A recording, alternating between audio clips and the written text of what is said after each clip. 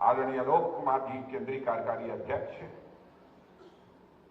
पूजनीय आनंद मूर्ति गुरुमा, पूजनीय देवप्रिया जी, मांडी दादा वेरक जी और पूज्य महामंडलेश्वर ज्योतिर्मयानंद जी और इस कार्यक्रम में मौजूद सभी हमारे पूज्य संतगण, अन्य सभी सम्मानित देवियों व सज्जनों,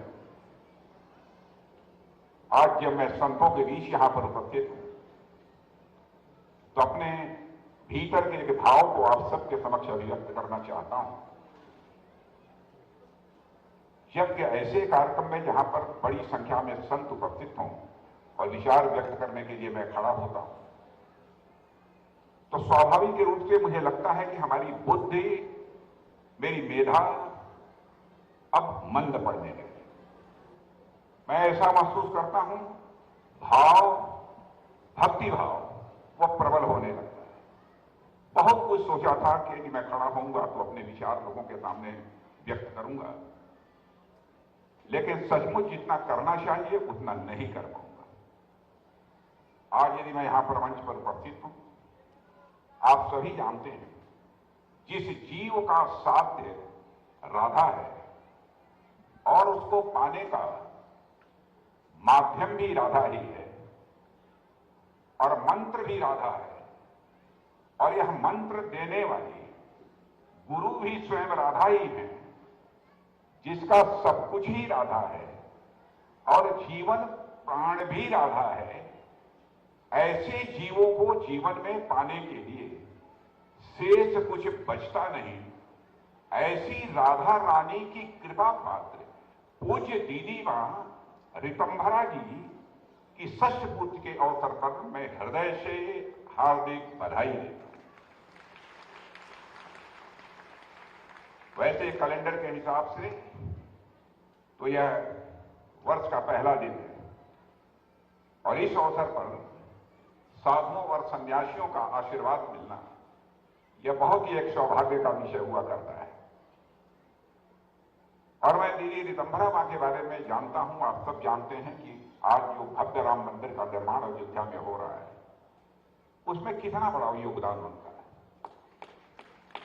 और मैं उस घटना को भूल नहीं सकता जब मैं उत्तर प्रदेश में भारतीय जनता पार्टी के यूथ विंग माने युवा मोर्चे में जब मैं काम कर रहा था, कानपुर में मेरा कार्यक्रम था, मैं लौट रहा था, सड़क के किनारे एक बहुत बड़ी सार्वजनिक सभा हो रही थी। ओज पूर्णवाणी पहली बार अपनी गाड़ी खड़ी करके मैंने सुना था। वो ओज पूर्णवाणी यदि किसी की थी, हमारी पूज्य दीदी मां ऋतंभरा जी की वो ओज पूर्णवाणी। यदि मैं यह कहूं कि राम जन्मभूमि को आंदोलन को धार देने का काम यदि किसी ने किया है, निस्संदेह यह कहा जा सकता है पूजनीय दीदी मां साध्वी ऋतंभरा जी ने किया। आज की भाग दौड़ की जिंदगी में जहां लोगों को खुद के लिए समय बहुत ही मुश्किल से मिल पाता है, उस दौर में एक ऐसी पीठ का संचालन करना जो खुद के लिए नहीं बल्कि समाज के उत्थान के लिए कार्य करती हो, यह अपने आप में मैं मानता हूं कि बहुत बड़ी बात है।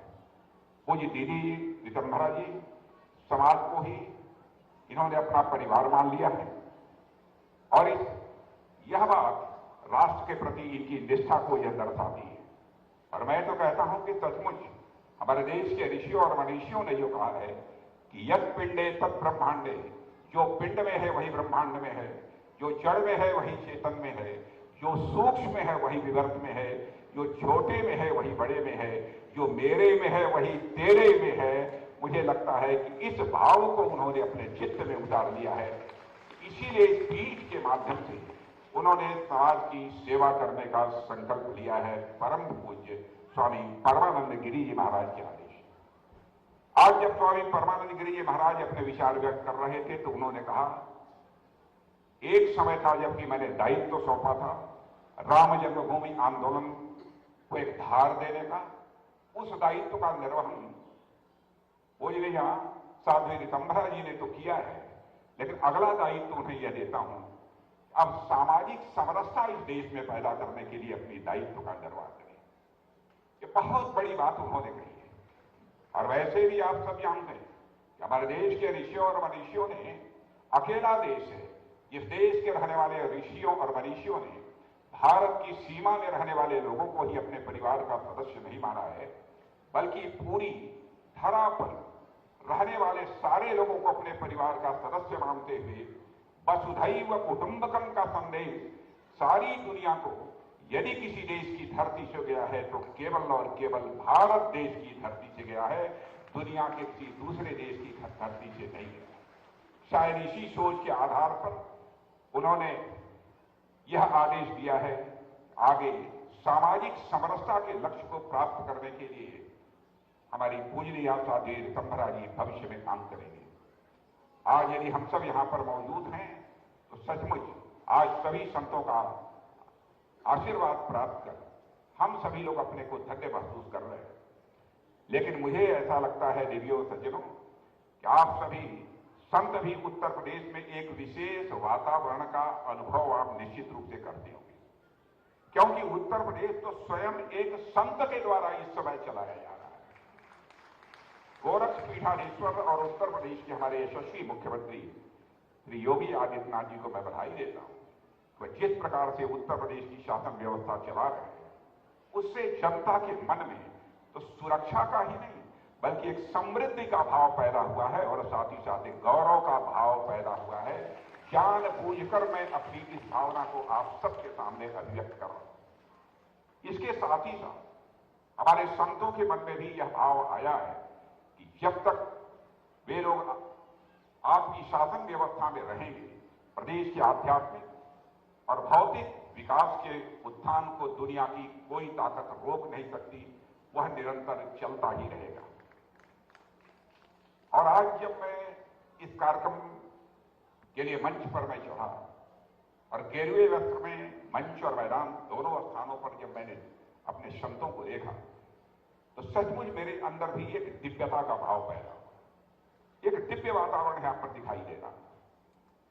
और वैसे भी जिस धरती पर जिस क्षेत्र में कान्हा रमण करते हैं वहां तो दिव्यता रहेगी ही रहेगी, यही बैठकर मैं सोच रहा। और देवियों सज्जनों, जब भी भगवान कृष्ण का जिक्र आता है तो हमारा हृदय ही नहीं, आप सभी का हृदय भक्ति भाव के साथ भर जाता है।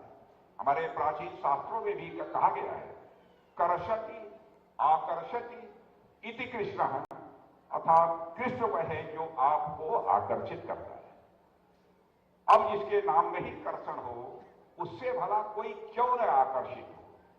कृष्ण के नाम में ही सुख है, इसलिए भगवान कृष्ण की इस नगरी में मेरा रोम रोम मैं कह सकता हूं सुखी ही नहीं हो रहा है बल्कि भक्ति भाव से भरा हुआ है।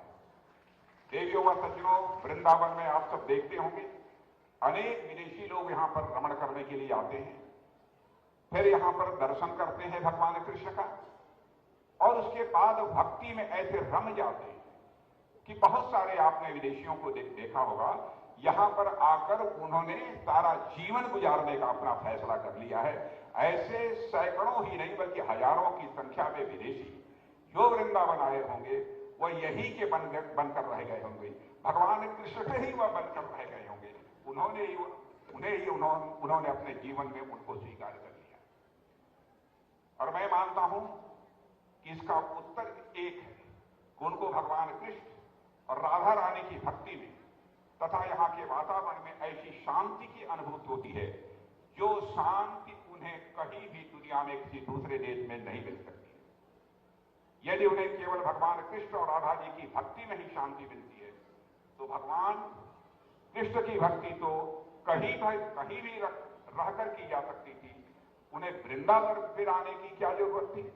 वास्तव में उन विदेशियों को भक्ति के साथ साथ यहाँ की सांस्कृतिक चेतना भी भा जाती है और उन्हें हमारी सांस्कृतिक संस्कृति के हृदय जीतने की क्षमता भी भा जाती है।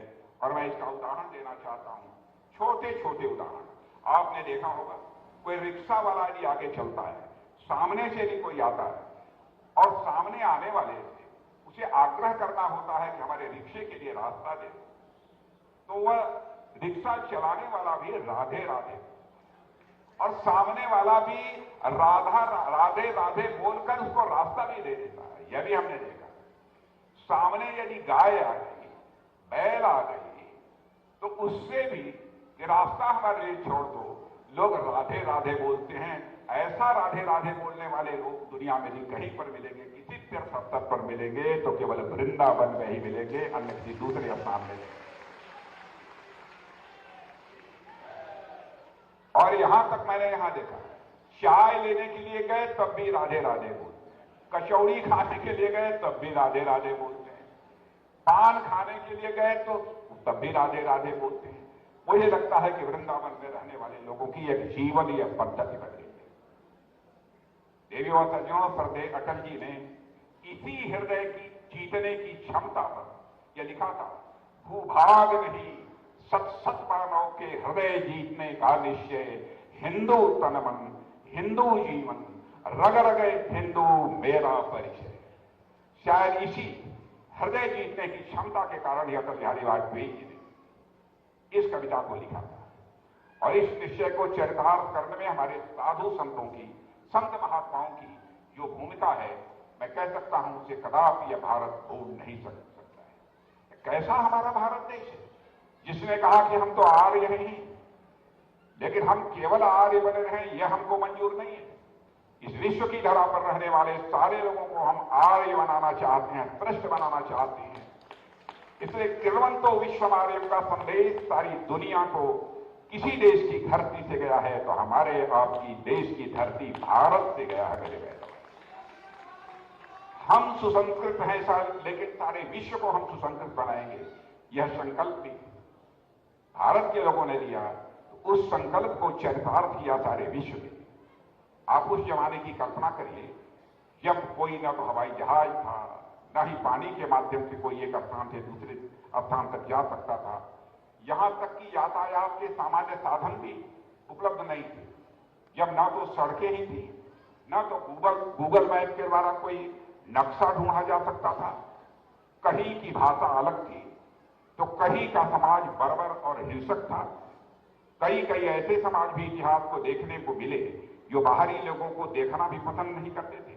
जब इतनी सारी दिक्कतें थी तो फिर यह सोचने की बात है कि आखिर किसने प्रेरित किया हमारे साधु संतों को, वह इतनी अगम्य और दुर्गम यात्राएं दुनिया के दूसरे देशों में जा तक वह करते थे। उदाहरण बहुत सारे दिए जा सकते हैं, लेकिन यहां पर उदाहरण मैं आप लोगों के सामने स्वामी विवेकानंद का रखना चाहता हूं। भारत का यह संदेश सारी दुनिया को देने के लिए विश्व के कई देशों का उन्होंने भ्रमण किया था। और एक स्थान की एक घटना की चर्चा आपके सामने करना चाहता हूं। एक धर्म संसद में जब वो भाग लेने के लिए गए थे, जिस प्रकार से हमारे संत महात्मा मंच और मैदान में यहां पर गेरुआ वस्त्र धारण किए बैठे हुए, तो उस धर्म संसद में वेशभूषा लोगों की थी। सारे लोग सूटे बूटे धर्म पर प्रवचन करने के लिए वहां पर मौजूद थे। अब जब ये ढीला ढाला वस्त्र अपना गेरुआ वस्त्र पहनकर गए और यहां ऊपर जिस तरीके से उनकी गेरुए रंग की जो पगड़ी बनी हुई थी, उसको देखकर सूटेड बूटेड लोग जब मुस्कराने लगे तब उन्होंने समझ लिया कि मेरे ऊपर क्यों यह मुस्करा रहे। एक सज्जन ने स्वामी विवेकानंद से यह कह दिया कि अच्छा रहा होता कि आप विश्व के धर्म सम्मेलन में भाग लेने के लिए आ रहे थे तो कम से कम वेल ड्रेस्ड आते, कम से कम अपने कपड़े ठीक ठाक पहनकर आते। स्वामी विवेकानंद ने मुस्कुराकर उनकी बात को सुन लिया, लेकिन जब बोलने के लिए स्वामी विवेकानंद जी खड़े हुए तो उन्होंने कहा था कि in your country tailor makes the man but in our country character makes the man. तुम्हारे देश में तो कपड़ा सिलने वाला मनुष्य बनाता है, लेकिन हमारे देश में मनुष्य का निर्माण होता है तो चरित्र के कारण होता है। देवियों और सज्जनों, भारत देश यह हमारा अद्भुत देश है। वो ये दीदी मां का यह आदेश हुआ था मुझे, यहां पर बालिकाओं का एक सैनिक स्कूल होना चाहिए, और मैं समझता हूं मैंने क्या किया है वो राधे कृष्ण की कृपा से हुआ है। उनका आदेश था, वह हो गया है।